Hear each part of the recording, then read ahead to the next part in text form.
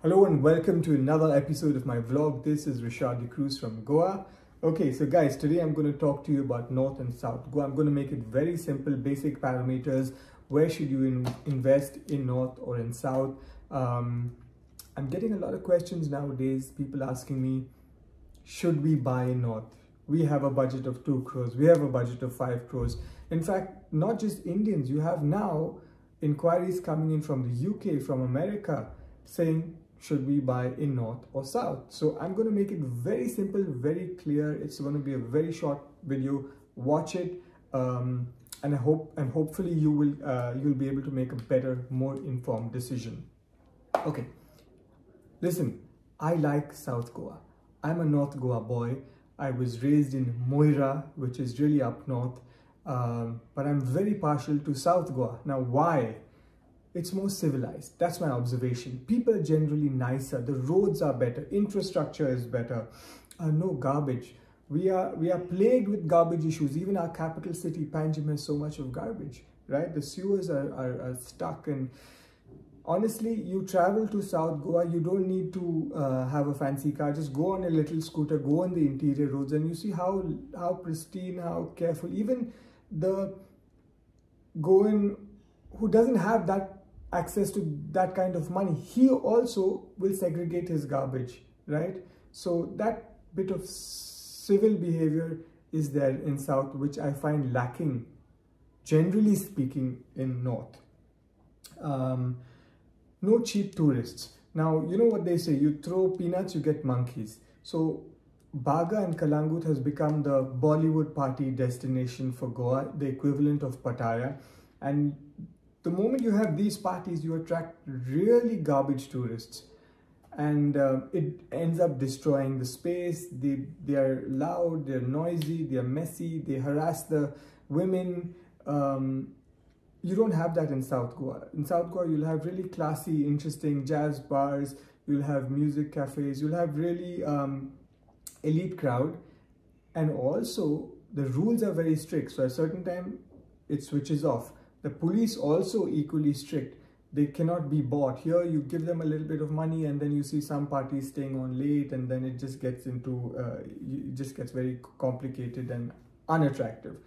Whereas South, it's very structured. It's cleaner and greener. Okay, so rules are very strict. Locals are very strict about garbage disposal. They are there. They stick to their rules of 60% FAR. So you see more greenery, more land, less development. The beaches, I know a lot of you love Goa because of the beaches. The beaches in South Goa are fantastic, pristine. There's no crazy shacks like you have in North Goa. So if it's just beaches that you want, South Goa, hands down. It's cheaper, right? Real estate is cheaper in South than in North. It's basically quiet, more peaceful, more comfortable. In terms of lifestyle, if you're moving to Goa and you're not really worried about your investments, hands down, South Goa. Okay, that's my vote. So incidentally, guys, you know, I was thinking about this while having a coffee in Starbucks. And I heard some people behind me saying, where to invest, South or North, South or North. They're talking about Benauli and Kolva versus somewhere in Kandoli. And that's when it kind of got me thinking. So to recap, if you value peace, quiet, greenery, if you're coming to Goa for the beaches, if you don't really care about renting your apartment or your villa, then definitely hands down South Goa is the place. Now, let's talk about numbers, capital appreciation, right? Land. Let's look predominantly at land. What's happening in North, guys, is crazy, absolutely insane. Like, I nearly got conned 2 weeks ago. I went to buy a plot of land. Papers seemed clear, but fortunately, I knew the locals, and one local came to me and said, hey, listen, every single document is forged. They've backdated MOUs, they've backdated relinquishment deeds. So even the lawyer who's looking at the documentation looks at the documentation like a doctor looks at the blood test and say, hey, the patient is fine, go ahead, right? he doesn't know that the blood tests are forged or is inaccurate. Similarly, the lawyer doesn't know that the titles were inaccurate. But fortunately, because of my network, I found out, and now the matter is in court. Both the buyer and the seller and the guy who's done the fraud are all trying to resolve it, and I'm trying to help them resolve it because it's a beautiful plot of land.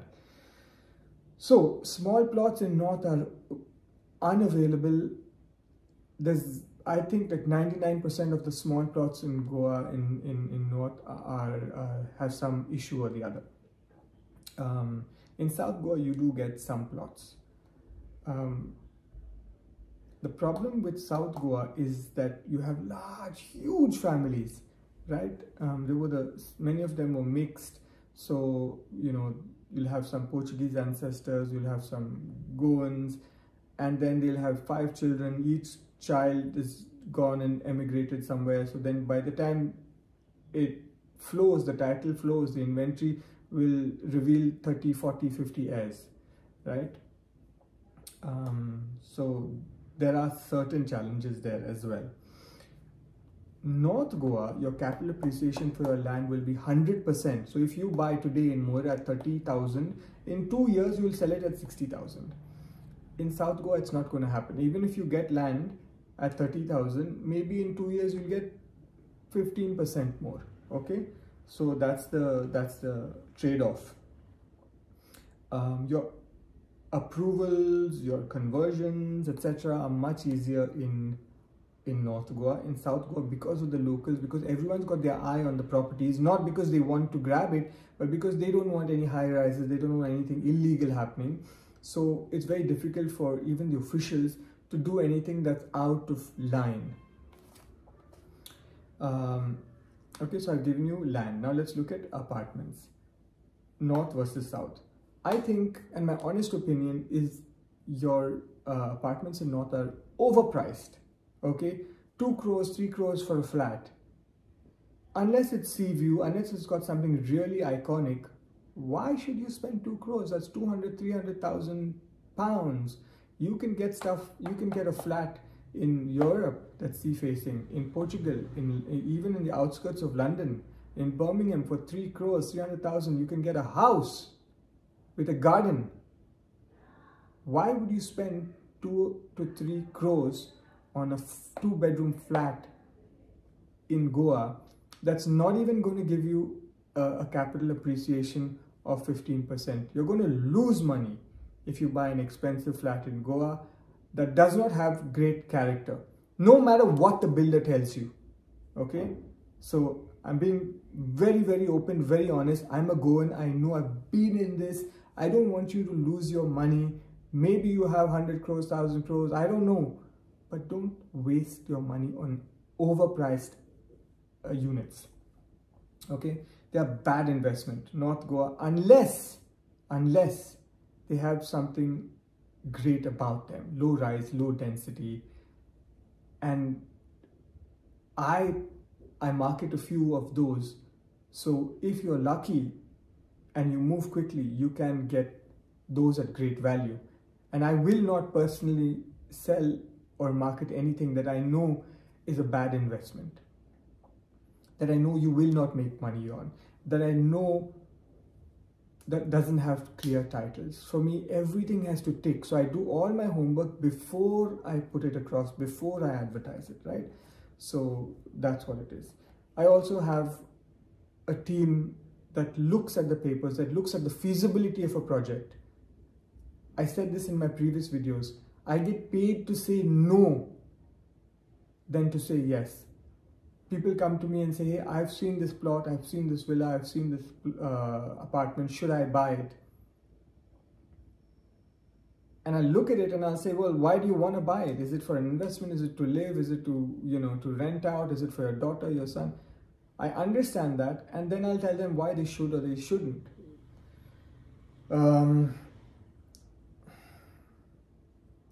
So yeah, generally speaking, with a few exceptions and certain second sales, buying an apartment in North doesn't make sense. In South, you have good value. You have a fixed but a reliable capital appreciation of about 10 to 15% a year. in North Goa, you will lose money. 80% of the time you will lose money.